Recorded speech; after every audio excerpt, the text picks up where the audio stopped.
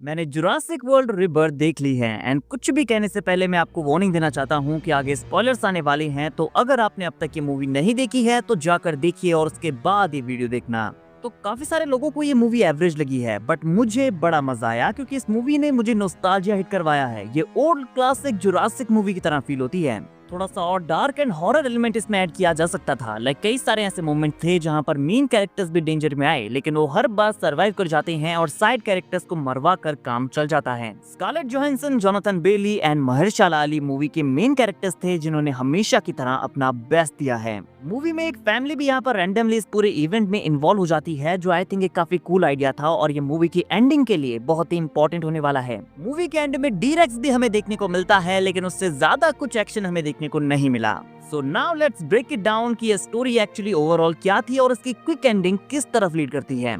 तो basically story काफी simple है। यहाँ पर एक क्रू डायनासोर्स के आइलैंड में जाता है उनका डीएनए कलेक्ट करने के लिए, ताकि इन सैंपल्स का यूज ह्यूमंस की हार्ट डिजीज को क्योर करने के लिए किया जा सके। लेकिन ये पूरा mission pharmaceutical company Parker Jinks के अंडर काम कर रहा था। तो ये डीएनए सैंपल्स बेसिकली निकालने के बाद पार्कर जिंक्स के पास जाते और वो अपने अकॉर्डिंग इन्हें यूज करते। उन्हें लैंड, सी एंड एयर के तीनों लार्ज स्पीसीज के डीएनए चाहिए थे। इन स्पीसीज में आते हैं मोसासॉरस, टाइटेनोसॉरस एंड क्वेट्ज़लकोटलस। वहीं दूसरी साइड एक फैमिली के ऊपर मोसासॉरस अटैक करता है, लेकिन ये क्रू उन्हें रेस्क्यू कर लेता है।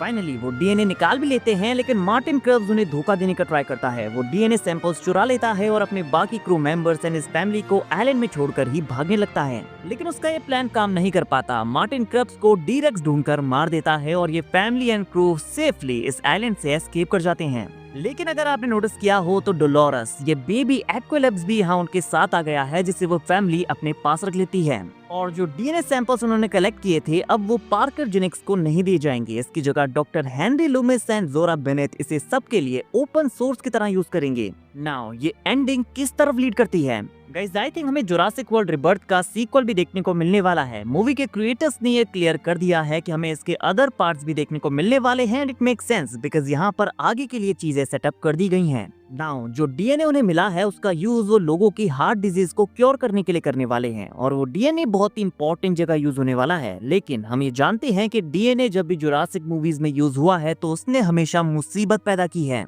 तो ये डीएनए आगे की स्टोरीज में एक मेजर रोल प्ले करेगा।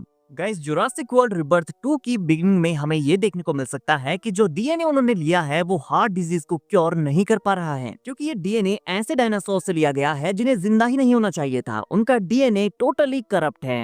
एंड गाइस आइलैंड में हमें म्यूटेंट डायनासोर्स देखने को मिले थे, जिनके बारे में हमें ज्यादा कुछ देखने को मिला नहीं, लेकिन ये म्यूटेंट्स नेचुरली अपने प्लेस पर थे। तो हो सकता है कि म्यूटेंट्स के पास इस करप्ट डीएनए का नेचुरल क्योर हो और इस नेचुरल क्योर को पाने के लिए ये टीम एक बार फिर से उस आइलैंड में जाने वाली है, जहां पर हमें म्यूटेंट्स के बारे में और भी चीजें पता चलेंगी। बट गाइस डोलोरस, इस बेबी एक्विलॉप्स का भी इस कहानी में काफी इंपॉर्टेंट रोल हो सकता है, क्योंकि उसे आइलैंड से बाहर लाया गया है। तो इसका क्या मतलब हो सकता है? श्योरली वो काफी क्यूट था, इस किड को पसंद आया, इसीलिए वो उसे अपने साथ ले आई। बट एक कहानी एक्चुअली कुछ और ही होने वाली है। नोवेल्स में डीएक्स वायरस एक ऐसा वायरस है जिससे डायनासोर एक्सटिंक्ट होने लगते हैं और ये डिजीज ह्यूमंस में भी स्प्रेड हो जाती है। तो हो सकता है कि डोलोरस के पास भी वो वायरस हो और वो मस्ती में किसी को काट ले और ये वायरस पूरी दुनिया में फैल जाए। और ये म्यूटेंट्स जो हमें आइलैंड में देखने को मिले थे उनके डीएनए में इस वायरस का क्योर होने वाला है। तो इस तरह से भी ये क्रू एक बार फिर से उस आइलैंड में जाने वाला है उन म्यूटेंट्स का डीएनए निकालने के लिए। गाइस आई थिंक ये दोनों ही पॉसिबिलिटीज काफी सेंसिबल हैं और काफी इंटरेस्टिंग भी। फैंस को इन्हें देखकर बड़ा मजा आने वाला है।